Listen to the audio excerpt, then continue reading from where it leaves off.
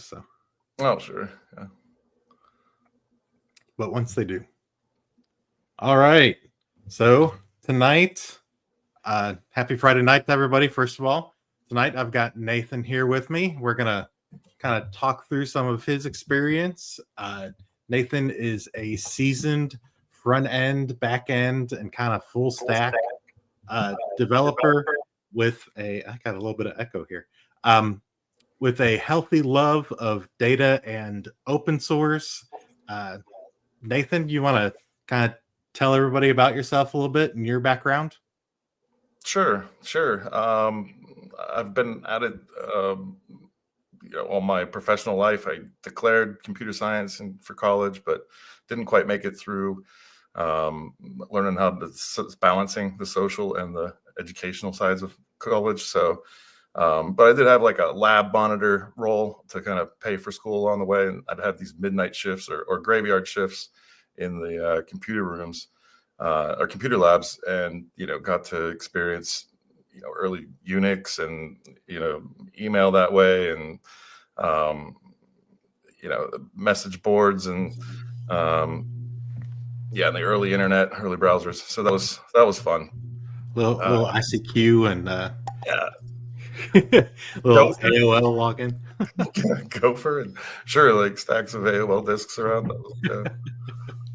But so kind of started there, and went back and kind of did some temp jobs and stuff, and ended up back on the career by the time I would have been graduating. I was at a startup in Boise, Idaho, where I was from, the area there. And had this, it was like the Yahoo of Idaho they wanted to do at the time.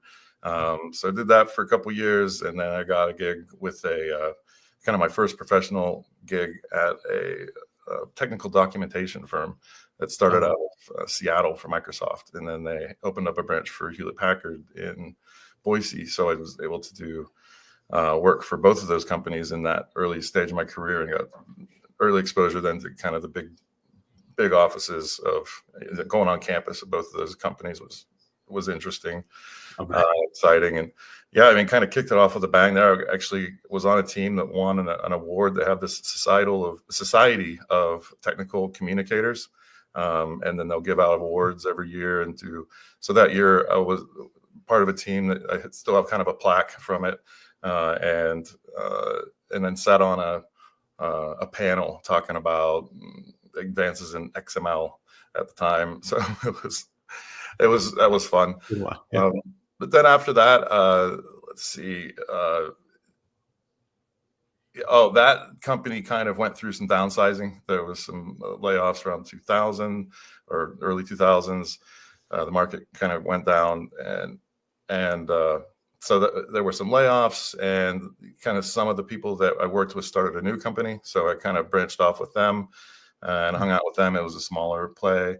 And then we started, trying to get local clients. And so from there, I, was doing more sales role and trying to build business. And so we, I ended up inheriting them then afterwards, and took those clients that we had left from those efforts and kind of focused in. A few of them were dentists, and was able to start up my own company and live off that for a few years. I got to come back to Pennsylvania then, where my mom's family's from. Nice. And live in the mountains and just work remotely. For most of my clients were out in the Seattle area. So it was early remote work for me, and I kind of got set up from working at coffee shops and there on the porch or dining room table, whatever we had there. Did that for a few years, and then we moved to Portland, and thought we were going to do that, expand into video and more marketing instead of just websites. But ended up, wrecking our car and our backs, and we had a baby, and we're like, I just got that. So I started getting jobs. So I have about 5 different jobs that I had in 4 years over there in Portland. Some really interesting times with early front end frameworks. Uh, there was something called Backbone that underscore came with. And then that turned into Lodash, which is still around. Yeah. The early days of that, there was one called Batman at the time. There were a lot of different ones that were trying different approaches of binding data, or binding JavaScript structures to DOM elements, and different ways of trying to update that. So the early days were kind of, are we doing two-way binding or one-way binding? And how are we, where do we store the data? How do we, merge the data that we have in the browser with what we're getting from the server? That stuff was all kind of shaken out. But yeah, did that. And then so Angular was coming out, React was coming out. I got my first Ruby job. I was really into Ruby at the time. And they had Puppet and Chef are big tools from Portland at the time. They were both big in the Ruby scene. So they would have these big Ruby meetings that were people with just technical talks. People come and present different things they're working on. And that was a lot of fun, being on those mailing lists and getting to see them a couple times. Awesome. And yeah, so the one job that was really fun was in a warehouse in like Southeast Portland. And we had a couple of the kids there were skateboarders, and so they had their skateboards there. And so I was like, hey, you guys, I used to love skateboarding. Let's go down to the skate shop and get me a board. So we went down one day and got that. And then from then I just got addicted to it. I would just kind of sit with it like a footrest at my desk. And then I could get up and skate over to the coffee kitchen and then get the coffee, get some snacks, and skate the whole way back without ever leaving my feet from the skateboard. But that was fun. They'd have photo shoots in for their clients and interesting stuff going on there. But yeah, a different job with Ruby off Rails. That one was on Rails. And then we went off Rails and did some work in the deep back end of WordPress. Had a really talented front-end developer who really understood kind of intuitively data, but didn't really understand SQL and backend. So I helped her a lot on kind of bridging the gap and helping achieve what she was looking for through different plugins and, guiding it through the backend and customizing WordPress, which kind of got interesting, and PHP's been changing over the years, but that's the last time I really touched PHP. It went headless at the time. And I was like, oh, this opens up so many options now. Early on, when WordPress was such a big thing, I was sure that it was not going to last. Oh, it's so horrible. It was so bad then. Yeah. And the fact that it's still around and such a big thing still, it just shocks and awes me all the time. It's true. But it's working for people, and it does. More power to them. But yeah, they've adopted all the features like everybody else. So everybody's just got this mixed soup of all the same things, just different syntax lately. So but so that was just Python and Ruby and JavaScript a lot. Node was popping up at the time, so I was playing around with some Node backends, and NoSQL was starting to come out, so I was playing with that. Docker was happening, and what was the early version that just blew my mind? Vagrant. It was like a VM virtualization that you do kind of in your local development environment. And that just a Vagrant up, and it would just install dependencies and start the server, and you're in development mode. That blew me away. So I've been chasing that dream ever since, containerization. And so that was my Portland era. I kind of left there I got to be able to, now I can say I worked at T-Mobile. I did a short stint there where they were able to let me work remotely, and I was able to move back to Pennsylvania again to bring the kids back here. Portland was just getting really expensive. And that was even before they just said, just homeless and drugs for all. So I heard it's gotten even worse. Right? Yeah. So we got out at a good time. But then I came back, started doing some work in Pittsburgh, worked at a big health insurance company in the area or region, and got to work downtown for that and another company. And working in front ends, large teams, front end. That was an Angular project now, or we're moving from Angular JS to Angular, and introducing testing and all the linting and breaking up the modules into private repositories. Just did all the things we could do to do it right. Really, yeah. or something. So it was really that was a really interesting experience on a large team. And then a smaller team working on off solutions for an enterprise that was really acquisition crazy. So they wanted a way to kind of have a global solution for consistency across the enterprise. And so this was one of their tools and attempts at that. So I was there to help kind of springboard that into action. And then moved along into a couple of data companies. And that's where kind of my latest era has kind of started, more DevOps and messing around with Kubernetes now with containers, working with data scientists. I've worked with in my last 2 jobs now over the past, I guess, 6 or 5 years. I've had data scientists at some point or another during each of those jobs, and helped prop up, AWS and other cloud things for them. That's kind of about where I'm at now, is the Terraform and DevOps and all that. So to answer that comment that it just popped up, that is kind of my favorite thing. My new favorite thing right now is automating a stack from top to bottom, so I can do marketing websites real easy, like for my friends that have businesses, or for myself, so I can sell some hot sauce or something. My girlfriend can sell some lotion bars or whatever. Like, that's awesome. Yeah, but that would have Packer builds the VM image, and then Terraform deploys that, and then Kubernetes is in there, and I deploy my apps into Kubernetes, and there's a certificate supposedly, but I'm still working on the cert. But that's going to be great. Having Let's Encrypt just auto rotate, like, that's going to be great. Yeah. So the promise is there, and that's the latest dragon I'm chasing. That's pretty cool. That's awesome. Yeah. I worked for AT&T for 14 years. So you talked a little bit about working for a company that was kind of acquisition crazy. Sure. AT&T for a long time, like, they just ate up everything. And it was like random stuff, like a media company and a security company and advertising company. And like, it was just all over the place. And it was, you have to kind of hodgepodge together all these different things that come along, and it gets crazy out there. I mean,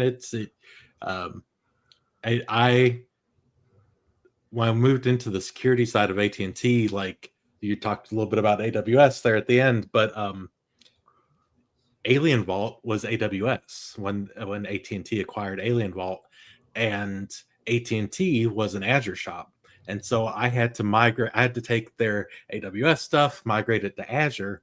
Well, then we went through a divestiture, and they're like, okay, we need to go back to AWS because it's more cost effective for us after the divestiture. So then I had to take all that I just literally migrated all back to AWS. And I was man. Oh my gosh. But so it was a great experience migrating a bunch of, ETL and data processes from Azure to AWS and back. But yeah, I mean, learned a ton because we had Snowflake too, right? And so we had Snowflake that was tied through VCP on AWS, and then we had to talk to Snowflake and have it migrated to a Azure Snowflake, and then we had. Snowflake is great to work with for those of you out there that haven't worked with Snowflake. They do a great job of helping you during those migrations and helping to migrate the data that is already in your Snowflake. But you still have to do all the connections, right? You still have to set up all the connections and take care of all the privacy piece on your end during those connections. And so it was got everything set up, got everything migrated. Hey, we're going to migrate everything back.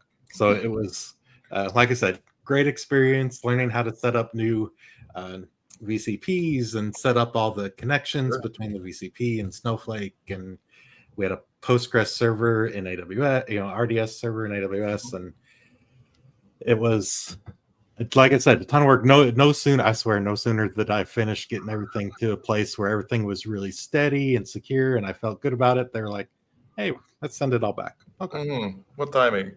Yeah. So Murphy's Law. dude, how did you acquire all this knowledge? So that is Oh, definitely pointed to you. it's just been, kind of the difference for me has been, I haven't really had a very long tenure at any particular place. I think it's the 4 years. My latest job was almost 4 years, and that's I think the longest that I've been at a place. So I have had the advantage of jumping around, seeing lots of different environments. So from fully front end stuff for kind of a digital ad agency for a few months, with the longest title, like senior presentation layer something or other, like it's the longest title ever, but that's how they did things, and it was a great pay rate, and so sure, I'll take it. I'm unemployed, I need something, and this one, let's go. So it doesn't play well in interviews where they're looking for longevity or flight risk or whatever, but I've kind of just been able to be there for growth teams. So when a team's growing, they're hiring a bunch of people, I've been brushing up on what I know and then looking around and seeing what's next. And each time I find myself unemployed, I just go back to hey, what is the cool stuff I've been looking for, and just dig in and update what I want to keep and add what I want to move toward and just keep going. So it's really been kind of just that I guess that hustle. That's what the kids say now, right? Yeah, right. I think it's one of these. All about the hustle. Yeah. But yeah, then it's all self-taught. It's work, reading the docs, listening to podcasts, and now it's a lot of YouTube. But podcast was the first kind of long form I got of a lot of technology podcasts earlier on. So yeah, and then just working with things, working the code, trying it out, changing the thing, banging your head against it. I remember early on, I don't know, and when I first started, it wasn't available, but probably about 6 years in. But when I first found Stack Exchange, right, and I'm like, oh, this is awesome, and like I as soon as I hit it, like I was like, okay, I'm never gonna look at all these other Google results and Yahoo results anymore. I'm just gonna look at the Stack results, and but I'll tell you that Stack community is brutal. They can be. There's plenty of examples of that, but yeah, I mean, yeah, there was one spell I was like signed up and I was logging in. I was trying to answer, trying to get points, trying to level up, or whatever. And yeah, I don't know. I kind of gave that up when I got another job, but yeah, but I still go back. I still go back to Stack, even though yeah, I use AI for some things, but it's not for everything. But yeah, I mean, Stack's still reliable. Like, AI is so more reliable than AI spitting out something that you have to debug for the next 3-4 hours. That's usually it. That last 20% is always, or 10%, that it just kind of filled in, just made up something. Just a new property. This sounded right. It does. And I swear one time I asked it for a Python script, tell me with a Python script, and it put like C# in the middle of the Python script. I'm like, what the heck is this? And it's like, and it's so polite too when you ask it, hey, this doesn't seem to fit. It's like, I'm so sorry. You're right. I'm like, yeah, no ego in it. It's just like, here, let me just shoot some more stuff at you. Text all day. Yeah. That's awesome. Yeah. So, it is getting better though. It has improved, over the last year where I've been even messing around with it. Before that, I just kind of heard it, and I was like, okay, well, those guys are working on that. It's not affecting my life yet, but it's starting to. It's finally starting to. I played a little bit with Deepseek over the past week too, and it's like you said, it's starting to get better. It's funny. I still think that like as far as code goes, I think that Claude does the best, kind of the ones that I've played with. DeepSeek gives you a really quick answer. It seems faster of all of them, but it's not necessarily the most accurate either. So okay, yeah, they're all kind of still that. Yeah, they're all different. Kind of Yeah. So I use Deepseek. I played around with it for debugging my Kubernetes cluster. This cert I'm trying to get done. So I used it for like debugging, and it helped me get to my target, which then I instantly lost trying to make updates. So, but Right. yeah, I mean, so I'm still trying to get back to that. But the one that I've been really liking lately is Bolt. Bolt is with the Stack Blitz people, and so you can kind of float back and forth from hey, I have this idea. Could you do something? It's like you start to describe the product you want, and it just writes it, and then it's got the code panel over here. So it might be a little bit like Cursor, or I haven't played with that Cursor, or there's other ones where it's the AI is integrated. Like Copilot is more just like completion, right? And and then Chat GPT and Claude, they're going to tell you stuff, but it's on you to copy it out and try it somewhere. Where now this Bolt and the Stack Blitz, you can, even in the Bolt interface, I can, it shows me like an editor on the side, and it writes the code while it's writing, here, I'm doing this and that. And it's going check by list by list, I'm going to do this now. And then it's writing the code. And so that's been a lot of fun. And it's way better in terms of like, I want something that I can work in a code base with and say, hey, refactor this, change this, let's move from this ORM to that ORM, So I had to go from in the node on a Fastify, it built me up a little backend for Fastify, and used Prisma. And I'm like, no, I don't want that. let's go with Drizzle. So it rewrote all that, and it's still not perfect. It's still left like the Prisma config. It's not perfect, but you ask it enough times, and more specifically, you can kind of get that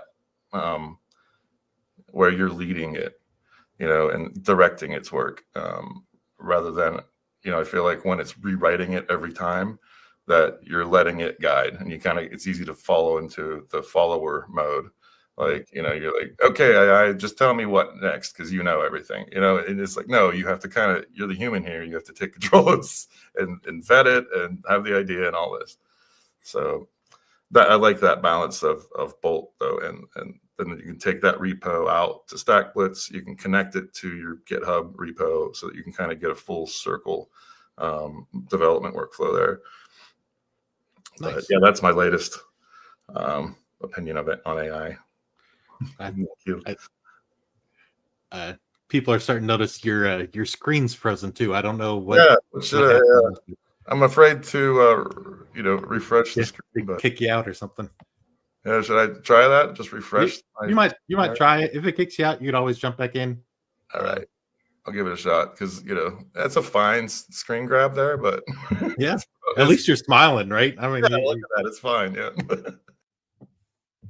Oh, all right. He'll jump back in, and then we'll answer this question about our opinion on AI. For those of you that haven't been here before, while Nathan's jumping back on, we do these here on Friday evenings at 10 p.m. Eastern time. Feel free to ask any questions as we're talking.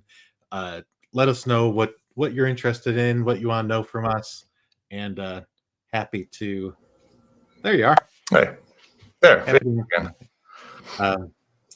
So we've got what's our question, our opinion on AI, and we talked a little bit about that, but I kind of flashed up that that tool that you're talking about, this Bolt AI, a little bit.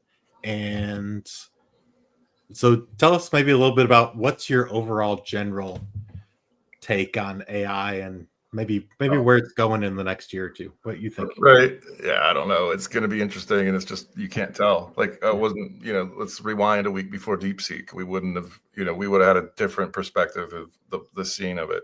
So already they have another version this week, that they're releasing stuff. And meanwhile, Gemini dropped something really hot that's supposed to work really well, and GitHub released agents. So it's already Copilot for everybody.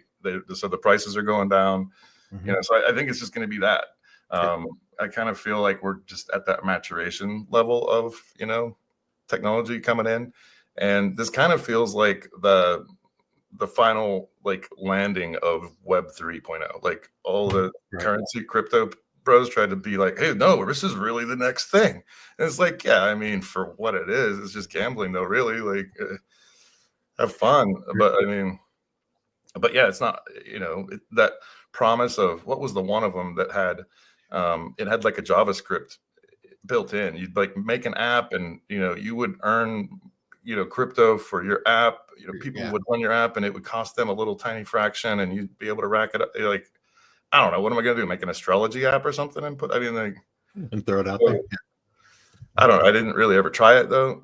But anyway, I feel like, if Web 1 was, getting websites up and being able to do e-commerce, and Web 2 is, people are involved and being able to interact with each other, through video and text and, what was, like early photo shares and things like that, link exchanges, even like that was whatever, like, but so that's Web 2, then Web 3 is here where it kind of can do the stuff for you and you can just talk to it in words. You can drop a video into it and it's got, you can reference the video, right, all that stuff. So it's gone multimodal now. So the thing I've always worried about, my programmer hands, I'm like, I want a keyboard that will split and be on my, I can have it in my pockets, or something, some kind of futuristic thing that just reads my wrists moving, But now look, you can just talk. You can just, like the people who walk around on the phone with their buddies or whatever, you can just be doing stuff there with your AI if you want. And then that's kind of weird too, is people are getting kind of like real personal with their AIs.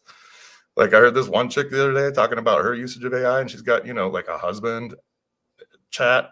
And she's like, I want you to help me find my perfect husband. And she's got like the little psychologist one. You remember like awesome chat GPT prompts? It was like, here, I can be your yoga teacher and I can be your, I'll be your teacher and or whatever. I'll be your counselor. And so she was getting into it. And like, she's like, the more you tell it, the better. So I'm dumping all my texts into it. I'm dumping all my photos. I'm like, wow, you're really going all. People go all in on it too. Just let it know everything about themselves. So that's I feel like that's happening. So that like the insanity of where's all this data going, like, and what all is getting tracked, like. So that's going to be some issues in terms of what I think is coming. And then everybody's tacking it on to everything. And some of the more subtle ones are going to be like, no, that's just our product because we actually polished it. We didn't just put a little chat button on our corner of our side, our side panel, and we're AI enhanced now. Yeah, and I think about that a lot this year. Yeah, like I might do one of those, whatever. And when we first got like IntelliSense, like that was cool. Like it was really crappy at the beginning, right? IntelliSense was like it would autocomplete for you, but it would be like wrong. Yeah, be like what? Before that, you're reading it out of a book, and you're typing it in. Yeah. We got IntelliSense, and so, but like in Databricks, I'm in Databricks, and there's the Genie in there, and it's it does a good job of learning based on what your repo looks like, what you want. So it's like a enhanced IntelliSense. Like a smart IntelliSense, and so like that use of AI is fantastic, right? Because I could almost like tab through code sometimes and just be like, go back and change just little things, change variables sometimes. Right. Those kind of refactors are easy for AI when it has that context. Yeah. But a pain in the butt for us. It's like, oh, geez, am I going to catch all of them? And then is it, it's going to compile. I missed something or whatever it is. Yeah, it's still because it'll autocomplete again based on your previous code. So if you have like a couple of functions and you're writing new functions, like it thinks you want all of your functions to be just like the 2 or 3 that you just finished, and you're like, no, I need this one to do something different now. Right? Here's a function. You need a function. I got a function. I will say that my favorite use of AI right now is to document. Oh, good. It does a good job of looking at what you've done and being like, okay, this is what it's doing, and kind of give a brief little synopsis, and you could use that for your documentation. because I mean, I don't know about your experience, but my experience over the past several decades has been that you know, we all kind of suck a little bit at documentation when it Absolutely. comes to documenting our code, So Mhm.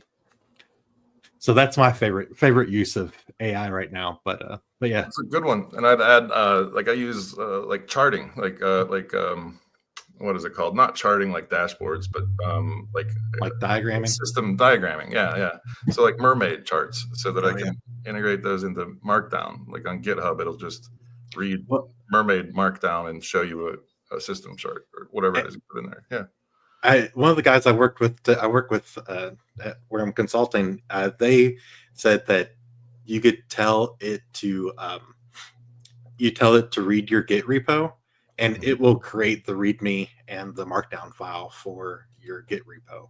Sure. And yeah, he said you still have to read it, just like everything else AI. You still have to read it and kind of edit it, but overall, he's like, "This is awesome.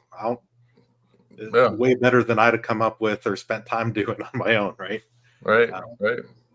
Yeah. Another good spot is testing. Like once you get it to work what you want, and you kind of say, "Hey, refactor it so that it looks right." Then go ahead, now it's solid, test it. So it's definitely not that's a test last approach, but I mean, then you got coverage for whatever you got, and if that, however important that is to Well, the situation. yeah, and it's really good at like when you're brainstorming, right? But there's Right. so many test Prototyping. cases. Like you'll sit there and come up, with your group and come up with all these test cases to go through and do your testing and stuff before you push something out, and inevitably you miss some use case, right? I mean, there's always gaps. It does a decent job of coming up with taking what your list of testing is and coming up with some extra stuff based on what it knows about your repo. Um, Great. you just have to be careful, right? Yep, that's it. Verify. Don't even trust and verify. Trust and verify. Make sure that you don't accidentally dump some API keys or credentials, God forbid, into some repo. Anyway, hopefully, I've seen too many times where I've seen credentials in repos, anyways. But yeah, I mean, just that kind of stuff. Let's see. Hey, Gene. Hope you're doing well. Oops, we lost Nathan. He'll pop back in. I'm sure he'll pop back in a second. So, what skills should I develop to ensure AI doesn't replace my job? I think kind of like what Nathan and I are talking about. Um, making sure that you know what the appropriate uses are of AI in your role that you're going to be in. Like I talked about, documentation, brainstorming, a little bit of testing. Here's Nathan back. All right, there we are. There you go. So, what skills should I develop to ensure AI doesn't replace my job? Is the question on the table. I was kind of talking about what we've been talking about over the past couple minutes of, kind of understanding how you could use and implement AI in your job. I think from my perspective, over the years, things have changed so much. Like I've done data pretty much the whole time. So moving from like DTS packages to SSIS, from SSIS to just straight up writing Python scripts, and then into as the cloud kind of developed and moving into the different AWS Glue, and utilizing when Docker, I started using Docker and putting Docker, kind of containerizing my Python scripts and using the Elastic services in AWS. It evolves. I mean, to me, my impression of this is no different than all the other changes that we've gone through over the years. I mean, it's AI and it's something different, right? But it's still the same concept of learn how to use the tool for what it is, understand its limitations and its advantages, and then apply it to your job and make you more efficient in what you're doing. Absolutely. That's my my take on it, but I'm definitely interested in what you have to say as well. Cool. Yeah, I definitely agree with that take. That like it's not a moment to turn it upstream and be like I'm just gonna ignore it, or I'm gonna outrun it, or it's like the best way is through on this one. I think it's just like it's gonna be here, and hopefully we can just do it well. At every level. So, but yeah, I mean, just kind of reshape that. I mean, this time it's more personal. Like this one, especially as a developer, it's like, oh, this one's hitting close. Like a year ago, it was starting to feel really scary. Like, well, sheesh, if they can just actually get that good, then what am I doing here? How is this going to play out?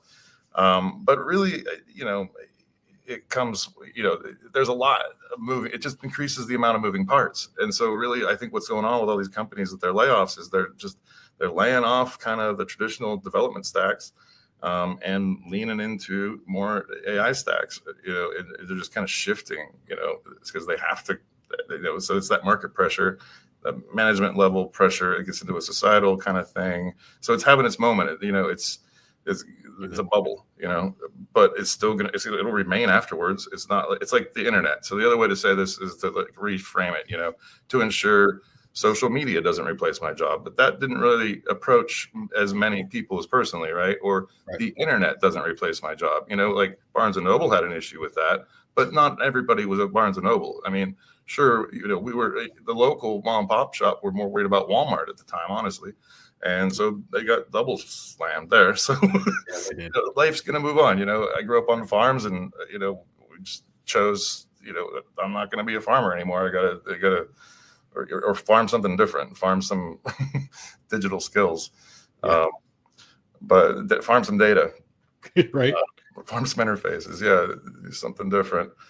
But yeah, I think it's definitely about, position yourself as kind of at least on with it, knowing what it is and how it impacts your job, whatever type of job you're in, which, you have any more details about that, Nikhil? I don't know how to exactly pronounce your name, but yeah, what your job is and how you might be feeling threatened by it. But, I think that in general, just is to, like that saying about if you're in some water, just kind of let go and go with the flow. It's Otherwise, it's going to smash your rocks. Yeah. Sometimes that's the safest thing to do. You just gotta adapt and go with the flow. Okay, cool. So as a student, you're kind of looking at all this. Yeah, interesting. I feel for you. It's really interesting times. All right, we got 3 years roadmap for freshers who are interested in data engineering, and sometimes they don't allow a fresher. What will be the alternative? I'll say that we've talked a bit about AI tonight. I think kind of having that forward thinking of start preparing yourself for like machine learning engineer type things. Understand that understand, like we've been talking about, understand how to utilize AI. Prompt engineering there was a thing, right? For just a minute, it was a big thing, and it's kind of started to fade away a little bit, but it's just turned into agents. Everything's going to turn to agents. Learn how to create your own agents. I think there's a point here, right, of the fact that companies don't often hire data engineers right out of the gate, right? You often have to be something else first. They want to see that you could be kind of trustworthy and know what you're going to do with the data before they throw you in the deep end of, okay, here's our company's data that we rely on day in, day out. Make sure that you're not going to drop a table somewhere, or start creating some type of crazy Cartesian join and blow up some front end somewhere, or blow up some front end that polling data. So a lot of times you have to be like a business analyst and then move into maybe even a data analyst before you end up with a data engineering position. But I would definitely have I think that the way things are going, I think data engineers are going to have a solid understanding of Python, more so than they have had in the past. SQL's always going to be around. SQL's been around for 50 years. It's not going anywhere. Every few years, I don't know. What do you think, Nathan? I think every 5 or 10 years, it feels like something comes out. They're like, SQL's going away. This is going to be the new thing, right? And it never is, right? No SQL came out, and they're like, it's going to take over SQL. We're not going to need it anymore. It's going to fade away. Yeah. And they both have their place. NoSQL and SQL, they both have their place. But it definitely, one does not take the place of the other. Right. In fact, their use cases don't really overlap a whole lot. No, especially, no, not at all, actually. I mean, there's some overlap, I suppose, but NoSQL is all about kind of loose data, and relational is going to bring in really tight data, really precise you can get with that, without duplication that you get in NoSQL. But what was the other thing about databases there? I forget. It'll come back. All right, we've got several questions up here. Let's see. Is there any difference or advantage in what cloud you choose to become data engineer? Also, how good data engineering as a career in the longer run, given the layoffs happening in the industry with AI? I have lots of opinions on this. Nathan, I'm interested to hear. I guess I remembered what I thought of for the last one, which is similar here. That right now, kind of the hot topics, like you're saying, Python, Postgres, SQLite, and JavaScript or TypeScript. Knowing types, knowing data flow, system design, data design, all those things are going to be there. ORMs, I think, is the one thing I was thinking of with NoSQL. Like, that's always been there, though. Like, we just keep, Java's had it. Everybody had, going in and out of it. ORM, but yeah, this question now, which cloud? No, it doesn't really matter. I mean, AWS is hot right now, but that's just because it's the 800-pound gorilla, and so it's good to know it because everybody has it. And so, same thing with Python. Except it's a little bit more practical, and you can't really find. I mean, you'd say you could go to R or you could go to Ruby, but it's not the same thing. Like, the ecosystem of Python is really tuned, like from notebooks to pandas to the modeling, like PyTorch, and all that stuff. Like, the infrastructure is just huge there. So, I mean, the ecosystem in Python around this. So I think it's great to be in Python as a data engineer, and just build your pipelines. I'm not sure. Deal with data. Like, that's my best advice from the data scientists that I've worked with. They did their work in their training. I worked with ones from the first batch were from MIT, and the second batch were from Carnegie in Pennsylvania. And so they were good. There was top-notch schools that they were at, and so then they had some really good senior projects, final projects, whatever you call them. So things like that, where you use your knowledge to build up a dashboard. It's not well. There's PySpark and learning how to manage things there, but that usually takes big data to be wanting to do Spark, and just learn pandas, or something, and manipulate the data. What am I trying to think of? Something light that brings up charting. Being able to take numbers and build a graph. Something light. I have it. I know, right? You know what I'm talking about? Yeah.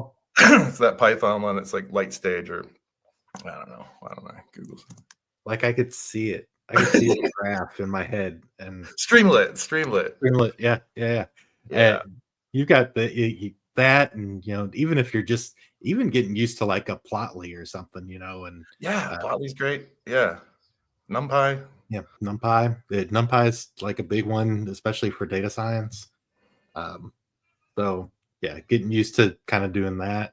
Even Right. if But you're those give you that edge, like because they're so popular in data science and they're machine learning, that kind of gives you into the conversation, you Mhm. know, like and knowing at least that technology is not going to be a barrier when you get there and you're conversing with people. Knowing notebooks and those libraries and how to use them, you get a leg up in that conversation.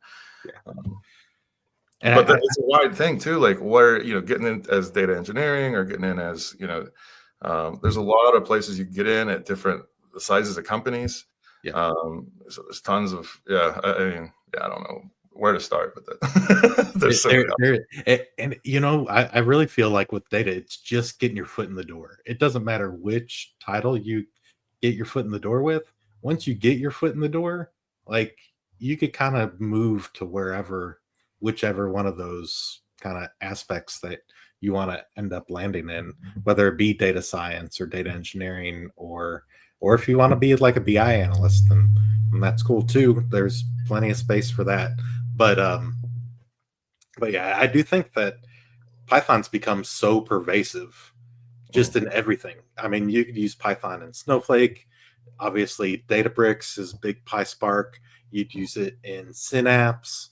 I mean, you could, it when I mean, I had a role where all of our ELT was writing Python scripts, putting it into a Docker container, and running it in Elastic services on AWS. Mhm. And we didn't touch anything else. Everything was that. We didn't touch Glue. We didn't touch any ETL tools. It was all writing Python scripts. And Yeah. so, and then I've had a couple of roles over the years, uh, especially a little bit further back, where Python was there, like Python existed, but didn't use it at all. Like whole roles were didn't touch Python at all. But now it's become really pervasive, and I feel like more and more you have to have it, and especially with AI coming out, I think it gives you that edge to be able to be more flexible and to do more things. Uh, but yeah, my opinion as far as which cloud to choose, my opinion between Azure and AWS has always been that Microsoft does a good job of lowering the bar to entry Mhm. and makes it easy to use. I feel like AWS, especially if you want to be any type of developer, if you have interest and have some skills in coding and networking, I think AWS is the way to go because you're going to develop these skills that you're just not necessarily going to utilize in Azure. Um, it is my opinion of the two. Interesting. Yeah, I think that's a fair take. Yeah. It I feel like AWS is a little bit more technical than Azure is. Uh, Mm. I feel like Azure can be more technical, but like the bar to entry is not what the AWS bar to entry is. Yeah, and they've done a lot more in terms of like integrations. So they're Yeah. integrated with GitHub. They're integrated with, they bring all their Microsoft stuff. So if you want to do Microsoft stuff, that's the best place to do it.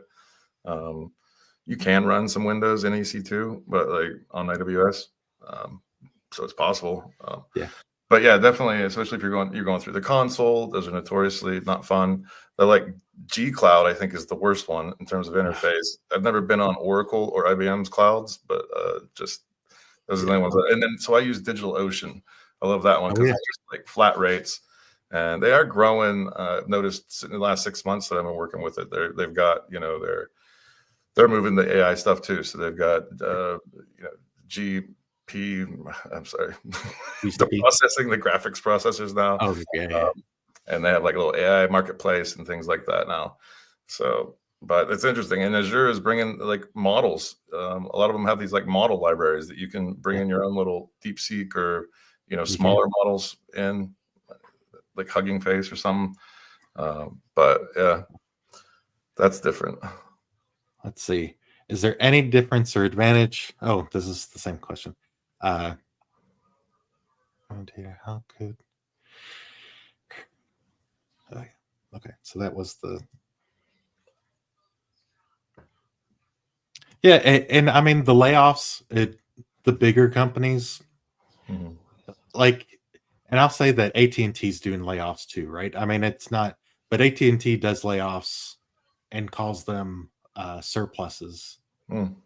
I mean, companies have their own kind of subversive ways to Yeah. encourage people to leave so that they don't have to call it a layoff, right? Mhm. Um, and it, and I think like return to work is one of those ways that companies are encouraging people to leave so that they don't have to lay off people. But Mhm. I also think that more companies are getting to the point, their maturity and their size is getting to the point where they need data engineers and they need data scientists and analysts where it wasn't a thought to them before. Mhm. Um, so you may not land a $500,000 job at some Amazon or Meta or something, but you could definitely still make six figures. I think. Um, I think pretty easily. Um, in one of the mid-market size companies, and there's plenty of them out there. I think the big thing is getting your foot in the door. I see all the time a ton of senior data engineer positions and senior data scientist positions that are remote, and it's a matter of, for those of you that are kind of new to the profession, getting out there, getting your foot in the door somehow so that you could kind of build up those skills and build up your resume to the point where you could start applying to those senior roles. Because I really think that if we don't get those people, then in 5 years we're going to be hurting, right? Because um, there's this concept in AI of that AIs start training themselves, right? You start seeing articles about this and hearing articles about this, and it there's some bias in that, right? There's some skew and some bias in that, and data people, data engineers, because honestly, 25 years ago, we weren't called data engineers. We were just the data person for the company. Yeah. Sometimes the only data person for a kind of pretty big company. And so role names may change, but we're still needed because we still have to identify data sources, pull them in, do some cleansing, and then create those training data sets for AI to learn off of so Mhm. that you don't get that bias and that skew. Um, that's Right. my opinion, Well, obviously. But and yeah, I mean, I'm not sure what is on everyone's mind who are coming at it from this fresher perspective or whatever. But synthetic data, like we're seeing, that we could train on synthetic data and getting to know that. I mean, even in development, like having a good test data so that we can run, an instance that doesn't have production data in it is a perennial challenge. So you either have a good solution or you don't. But yeah, coming up with synthetic data, good fake data that's going to fill up your schema and also kind of test it. So there are some libraries that can help you generate that stuff in dev land, and I'm sure there are approaches. But I think that is going to be a good investment in time. And like you're saying, putting the foot in the door, I think you're talking about like getting employment, like getting a starting position somewhere, right? yeah, Yeah. And so I see that two ways of like you're going to have your foot in the door of, now, like they say, it's not what you know, but who you know. Now you have who you know some people now in the field because you're employed and they're right next to you, whether you're remote or not, you're on the team. yeah. So now you got that foot in the door there. You can go on LinkedIn, you can connect to people, you can start to build your professional graph that way. And now you also, for your own career, you have this technical context now, whatever it is for a job, we all get paid to do that job. Now we have preferences. We like this better than that or whatever. And that doesn't always align with what needs to be done at the job. So you kind of, you prefer to get your job done because, you kind of put yourself on pause for a second. You want the check rather than, getting yelled at for missing deadlines because you had fun tooling around with whatever. Yeah. So you make your choices along the way, and that's you're invested in yourself along the way of what technology and how you approach learning. Are you skimming the surface and just kind of plugging things together? Are you digging in deep and understanding things? Are you at the level of understanding data from kind of the subject area, like what's in the data, like what does it mean for people, and like, you know, like data analyst style, like you're kind of looking for the meaning inside the data. And then there's the other layer of like cleaning and ETL and like kind of the technical layer of data and kind of massaging it and managing the actual data flow, writing up, you know, so it gets kind of more technical then. And then you get to this other layer where you're just like, everything's math and data is just, you know, whatever you think when you're that level. I don't know, but like, but yeah, there's different mindsets for different kinds of spots there. And, you know, each thing is a step along the way, and definitely get your foot in the door and be cognizant of where you are and where you want to go. And you just drive yourself in that way, kind of. Of course, things come along in random ways. You can't predict it, but it's how you respond that matters, right? Absolutely. And I think you touched on a big piece there of, you know, so many, especially data people, they look at it and they're like, data's data is data, right? And understanding and being able to communicate and vocalize how what you're doing actually is impacting the business and how, you know, you're delivering it's getting late on a Friday night, how you're delivering value to the business, and especially being able to communicate something like that in the middle of an interview.